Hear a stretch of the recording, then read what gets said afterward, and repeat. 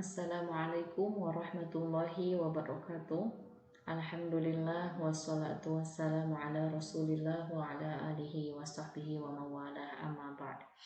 Alhamdulillah, kembali kita belajar matematika via online. PJJ kembali kita selenggarakan karena antum yang sudah berada di rumah masing-masing mudah-mudahan selalu dalam keadaan sehat walafiat, dan yang diberikan ujian sakit, semoga Allah beri kesabaran dan menjadi penembus dosa atau penggugur dosa-dosa kalian semua. Nah, insya Allah hari ini kita belajar peluang kejadian majemuk pada bab kedua di buku semester genap. Silakan dibuka bukunya. Yang pertama kita lihat tujuannya terlebih dahulu dengan mempelajari peluang kejadian majemuk ini adalah untuk mendeskripsikan dan menentukan peluang kejadian majemuk. Kemudian untuk menyelesaikan masalah yang berkaitan dengan peluang kejadian majemuk. Nah, soal-soal peluang ini biasanya selalu ada dalam soal-soal ujian, baik itu UTBK maupun ujian mandiri. Nah, mohon diperhatikan. Nah, sebelum kita masuk ke peluang kejadian majemuk, kita akan membahas dulu apa itu peluang, ya, peluang suatu kejadian dan komplemennya. Nah, itu apa itu peluang? Nah, kita sudah pernah belajar sebenarnya kalau kalian masih ingat di MTS atau SMP mengenai peluang. Nah, sekarang kita akan bahas kembali terkait apa itu peluang. Materi ini masih bersambung dari materi yang sebelumnya, yang kaidah pencacahan, aturan penjumlahan, aturan perkalian, kemudian permutasi dan kombinasi. Ketika MTS kita belajar peluang hanya dasar-dasarnya saja. Nah, kalau untuk sekarang kita padukan dengan kaidah pencacahan. Baiklah, sekarang kita mulai pembelajaran hari ini. Di sini sudah berikan rangkumannya. Peluang itu adalah besarnya kejadian terjadinya sebuah kejadiannya. Nah, besarnya tuh seberapa besar terjadinya sebuah kejadian. Kemudian ada yang namanya ruang sampel. Nah, ruang sampel adalah himpunan dari semua hasil yang mungkin dari suatu percobaan. Kemudian ada juga yang namanya titik sampel, adalah unsur-unsur yang terdapat di dalam ruang sampel. Nah, itu kita akan pelajari lebih lanjut, itu baru teorinya. Nah, sekarang kita lihat di sini. Langsung saja ke rumusnya ya. Nah, di sini ada PA kemudian sama dengan NA per NS. Nah, PA di sini adalah P-nya ini peluang. Peluang sebuah kejadian A sama dengan banyaknya kejadian A dibagi banyaknya titik sampel. Nah, titik sampel tadi adalah unsur yang terdapat di dalam ruang sampel. Nah, itu titik sampel namanya. Kemudian ada kisaran nilai peluang. Kisaran nilai peluang ini selalu bernilai di antara 0 sampai dengan 1. Nah, kalau 0 berarti itu peluangnya tidak terjadi karena 0. Kemudian kalau 1 itu berarti pasti terjadi, dan nilai peluang sebuah kejadian itu ada di antara 0 dan 1. Nah, ini di sini juga ada banyak titik sampel. Nah, sampel tuh biasanya yang digunakan tuh adalah dadu, kemudian uang, logam. Biasanya kan ada dua sisi ya, ada gambar, ada angka. Nah, kalau dadu kan dari 1 sampai 6. Nah, kan titik sampelnya. Nah, untuk banyaknya titik sampel dari percobaan pelemparan N buah uang logam, misal ya, di sini ditentukan oleh 2 pangkat N. Kenapa 2? Karena 2 di sini adalah uang logam memiliki dua sisi gitu. Kalau misalkan ada uang logamnya yang kita lemparkan 5 misal, berarti 2 pangkat 5. Nah, itulah banyaknya titik sampel yang ada dari percobaan pelemparan misalkan 5 buah uang logam misal. Nah, kemudian contoh lagi, misal ada pengotosan sebuah dadu bermata 6, ya kan, kalau dadu biasanya memang bermata 6 sebanyak 1 kali. Nah, maka ruang sampelnya biasanya S besar ya, ruang sampelnya itu berarti angka 1 sampai 6. Nah, banyak titik sampelnya itu ada 6. Ada 6 itu dari angka 1, 2, 3, 4, 5, 6 itu ada 6. Itu banyaknya titik sampel. Nah, sekarang kita ke contoh penentuan titik sampel dulu. Ini sebenarnya materi MTS ya. atau SMP, tapi kita bahas dulu barangkali Antuna lupa. Kita bahas lagi terkait penentuan titik sampel. Di sini ada contoh. Nah, yang pertama, tentukan ruang sampel dari pengetosan uang logam 1000 dan sebuah dadu bermata 6. Nah, ini kita kerjakan secara manual ya. Di sini kita lihat di sini ada uang logam. Nah, uang logam kan di sini ada satu ya, uang logam 1000 dan sebuah dadu bermata 6. Nah, kalau dadu matanya 6. Ini untuk uang logam, ada gambar, ada angka kan. Pasti kalau gak gambar yang muncul maka angka. Begitupun sebaliknya ya. Nah, untuk mengetahui titik sampelnya ada berapa, nah kita bisa menggunakan cara tabel seperti ini. Nah, kalau dadu kan ada 6. Nah, jadi kalau misalkan sekali ngetos antara dadu dan uang, yang muncul misalkan yang pertama gambar dan angka 1. Kemudian gambar dan angka 2, terusnya sampai gambar angka 6. Bisa jadi yang keluar itu adalah angka dengan angka 1, angka dengan angka 2. Nah, ini semua dinamakan dengan titik sampel. G1, G2 sampai A6 ini adalah titik sampel. Nah, ada berapa titik sampelnya? Nah, titik sampel itu atau NS ada berapa? Kalau S berarti Antuna menuliskan G1, G2, G3 itu S atau sampel, titik sampel. Kalau banyaknya ada N-nya itu ada 12. Kita hitung aja ini 1, 2, 3, 4, 5, 6, 7, 8, 9, 10, 11, 12. Itu titik sampelnya. Kira-kira bisa dipahami ya sampai sini ya. Nah, kemudian sekarang kalau misalkan seperti ini, untuk contoh yang kedua, tentukan banyak titik sampel pada pelemparan 3 dadu bermata 6. 3 dadu bermata 6. Nah, dadu ini matanya ada 6. Nah, maka tinggal untuk titik sampelnya 6 pangkat 3. Berapa? 6 kali 6 kali 6. Nah, ini berapa? Ini untuk NS ya. Ini NS. NS-nya berapa gitu. Berarti 36 kali 6 berapa itu untuk mata dadu. Jadi kalau misalkan yang tadi kan kalau sudah dibahas yang di atas, kalau pelemparan uang logam, misal uang logam kan ada 2 ya, ada dua sisi. Kalau 3 kali pelemparan berarti 2 pangkat 3 gitu. Jadi berapa gitu ya, seperti itu. Nah, kemudian selanjutnya sekarang, nah di sini ada nomor 3 contohnya, sebuah kantong berisi 5 bola merah dan 4 bola kuning, ya kan? Jika diambil 3 bola sekaligus secara acak, tentukan titik sampel dari percobaan tersebut. Nah, titik sampel di sini bolanya ada berapa? Di sini bolanya ada 5 yang merah dan 4 yang kuning. Berarti ada 9 bola ya keseluruhan. Nah, ini ada 9. Nah, jika diambil 3 bola sekaligus secara acak, tentukan titik sampel. Nah, kalau secara acak, ingat kembali, berarti ini materi apa yang lalu sudah pernah kita pelajari? Ya, ini adalah materi kombinasi ya, karena diambil secara acak bukan berurutan. Maka kita bisa gunakan C9, diambilnya berapa? 3 ya. Karena ini titik sampel ya yang kita cari, maka masih ingat caranya 9 faktorial per 9 dikurangi 3 faktorial kemudian dikali 3 faktorial. Ini berapa? Tinggal dihitung ya, silakan boleh Antuna hitung sendiri. Sekarang kita masuk ke contoh penentuan peluang ya, contoh penentuan peluang. Di sini soal yang pertama, 3 keping uang logam ditos bersama-sama.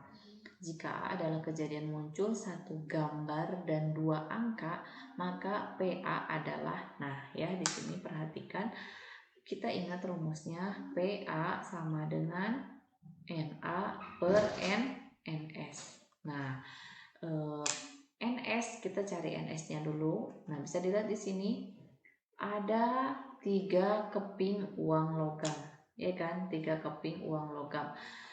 Kalau lihat rumus, kalau uang logam ada berapa sisi? Ada 2 sisi. Kemudian pangkat 3, jadi sama dengan 8 gitu. Nah, sekarang kita menentukan NA. Boleh juga dengan cara menua seperti ini kan. Ini uang, ceritanya ini uang logam kan, muncul antara gambar sama angka, Nah, di sini pun kita tos gambar dengan angka, di sini juga kita tos gambar dengan angka kan, kemungkinannya ini baru dua uang logam. Sekarang ini ini muncul gambar lagi, ini angka lagi, karena semuanya uang logam ya, ada 3. Di sini muncul gambar, di sini angka, di sini juga gambar, di sini angka. Nah, ini diperoleh kalau seperti ini berarti gambar, gambar, gambar ya kan, G, G, G. Kemudian yang ini G, yang ini ya G, G, A. Nah, kemudian kalau yang ini berarti G, A, G. Kemudian yang ini G, A, A. Betul? Yang ini sekarang A, G, G. Kemudian yang ini A, G, A. Kemudian yang ini A, G.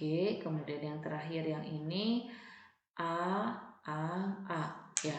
Kemudian kita lihat di sini, jika A adalah kejadian muncul satu gambar dan 2 angka, berarti 1G 2A. Yang G-nya 1 yang mana? Nah, ini dia dapat ini ya kan.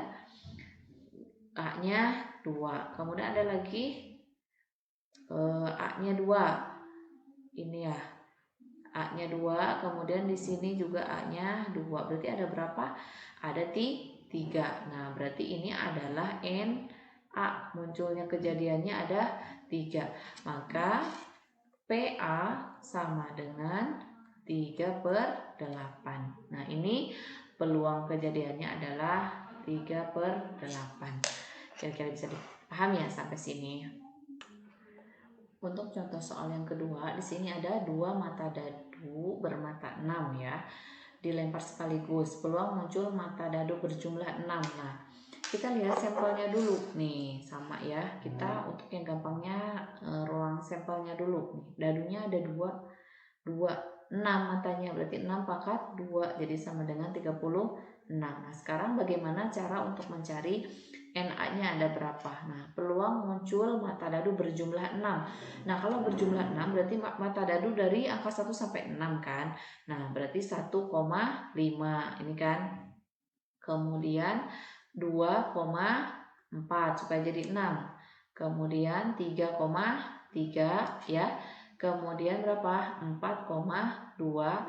2,4 dan 4,2 beda ya. Kemudian 5,1. Nih, ada berapa? Berarti ini NA-nya. Ini NA-nya sama dengan 1, 2, 3, 4, 5. Berarti ada 5. Maka PA sama dengan 5/36. Dah cukup sampai sini. Ini adalah peluangnya ya, peluang kejadiannya. Ke contoh soal nomor 3, sebuah kotak berisi 25 bola putih, 15 bola merah, 20 bola hitam, dan 30 bola kuning. Sebuah bola diambil secara acak dari kotak itu. Peluang terambilnya bola berwarna hitam adalah, nah kita tinggal lihat hitam itu ada berapa. Nah, hitam di sini kan ada 20. Kemudian keseluruhannya ada berapa? 25 tambah 15 40 ya, tambah 20 60 tambah 30 90. Jadi sama dengan 2/9. Nih boleh seperti ini. Atau kita pakai kombinasi ya, pakai kombinasi. Bagaimana caranya?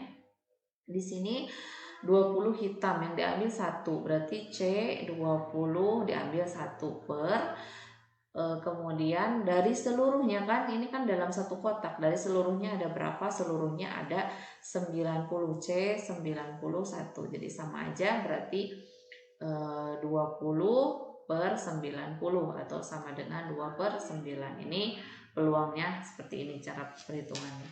Kenapa sih pakai kombinasi? Ingat ya, di sini ada tulisan secara acak. Nah, kalau peluang secara acak itu pakai kombinasi. Untuk contoh soal berikutnya, sebuah kantong berisi 6 bola merah, 4 bola putih, dan 8 bola biru. Jika 3 bola diambil satu per satu dari kantong itu tanpa pengembalian, Maka peluang bahwa yang terambil berturut-turut bola merah, biru, dan putih adalah, nah ini kompleks ya. Yang pertama bola merah dulu. Bola merah ada 6. Nah, tapi nanti kita harus menentukan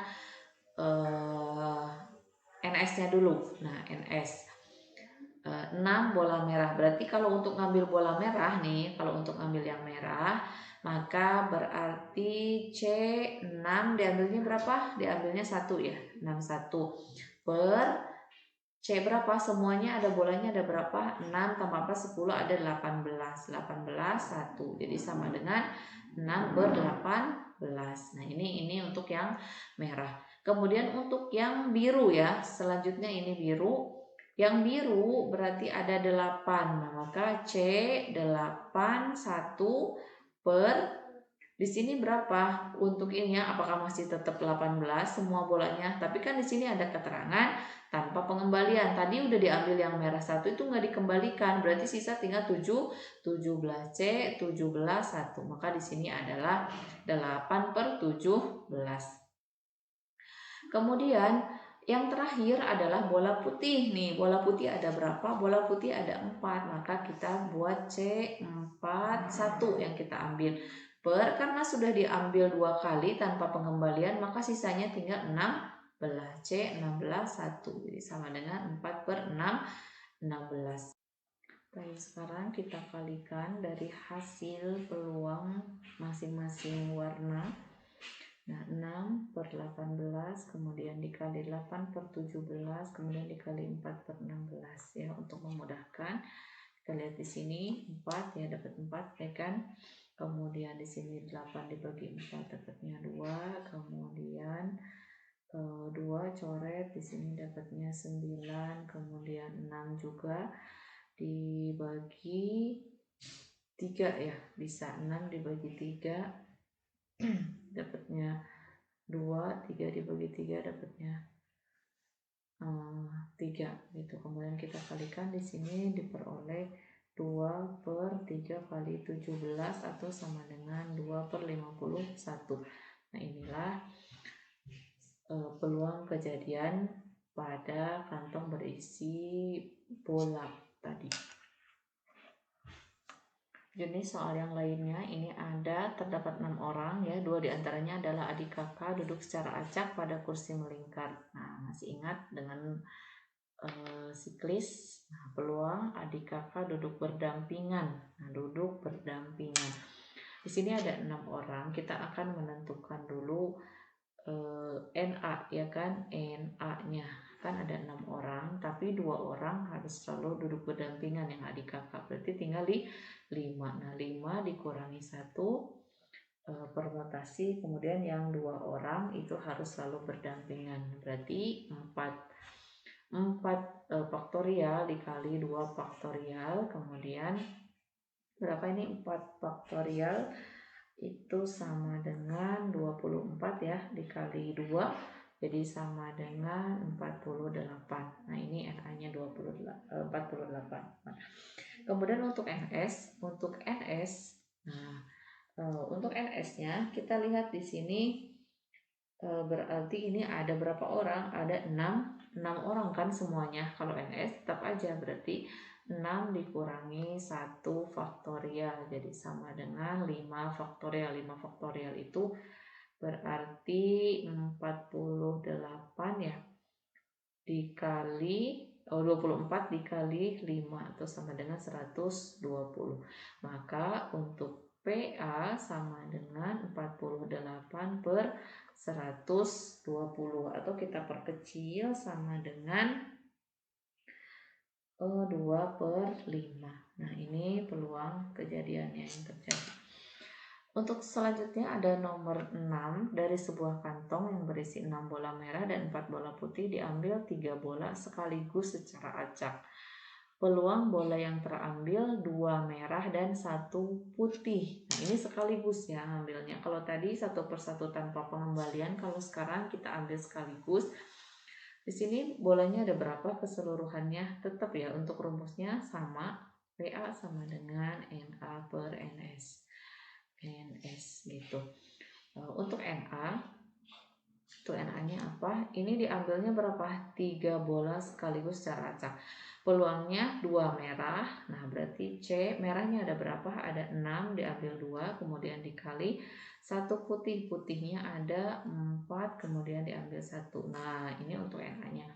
Kemudian untuk NS-nya, kita lihat di sini semuanya ada berapa bola? Ada 6 merah dan 4 putih, berarti ada 10. Nah, 10 yang diambilnya semuanya berapa? Ada di 3. Nah, jadi seperti ini. Bisa dipahami ya untuk penentuan titik sampel dan kejadiannya. Nah, di sini 6 faktorial ya per berarti 4 faktorial, 2 faktorial dikali 4 faktorial per 3 faktorial, 1 faktorial per 10 faktorial per 7 faktorial, kemudian 3 faktorial. Nah, kemudian kita hitung di sini 6, 5, 4 faktorial per 4 faktorial, kemudian 2 faktorial dikali 4, 3 faktorial, di sini 3 faktorial, 1 faktorial. Kemudian per 10 kali 9 kali 8 kali 7 faktorial per 7 faktorial 3 kali 2 kali 1 di sini ya. Berikutnya kita hitung, kita lihat di sini 4-nya kita coret ya. Di sini juga kita coret, 7-nya kita coret juga. Kemudian yang ini 6 dibagi 2, sisanya 3 ya. Kemudian yang ini tetap 4. Yang ini 9 dibagi 3, sisa 3, 8 dibagi 2, adanya 4. Maka diperoleh 3 kali 4, yang atas ini ya, 3 kali 4 kali 5 ya. Nah, 3 di sini 4, di sini 5. Yang bawah sudah dicoret semua, yang ini juga kan 1. Kemudian per ini sisa berarti 10 kali 3 kali 4 ya. 10 kali 3 kali 4, yang ini 3, 4. Ini sudah habis semua, maka ini bisa dicoret 3 dan 4. Nah, 5 per 10. 5 per 10 itu sama dengan berapa? Sama dengan 1 per 2. Inilah peluang kejadiannya. Alhamdulillah untuk materi hari ini kita cukupkan sampai materi ini. Insya Allah pekan depan kita akan membahas terkait peluang dan komplemennya ya. Syukran jazakumullahu khairan atas perhatiannya. Jangan lupa dipahami dengan baik, kemudian silahkan dicatat materinya dengan sebaik-baiknya, kemudian dipahami ya. Insya Allah pertemuan berikutnya baru kita melaksanakan latihan soalnya. Kita tutup dengan kafaratul majlis. Subhanakallahumma wa bihamdika asyhadu an la ilaha illa anta astaghfiruka wa atubu ilaik. Assalamualaikum warahmatullahi wabarakatuh.